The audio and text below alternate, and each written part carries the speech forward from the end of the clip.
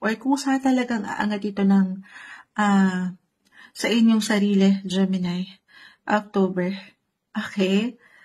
May ilang events, party, business man yan, for pleasure, akong nakikita. So, busy sa part na ito, ang Oktubre, para sa inyo.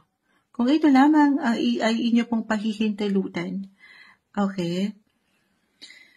So, doon pa lang may hugot na. Hiningal na si Moonshot.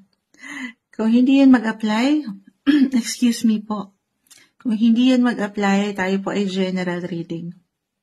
Celebration, ayan yung na-mention ko na. Pagdating sa inyong mga relasyon, why not? Andito yung emotions, yung mga emosyon.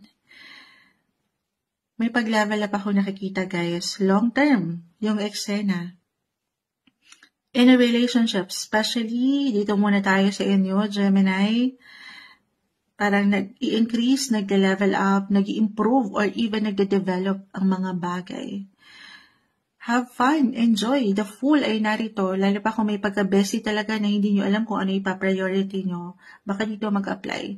More quality time kasama ang mahal mo, mahalaga sa'yo. Okay?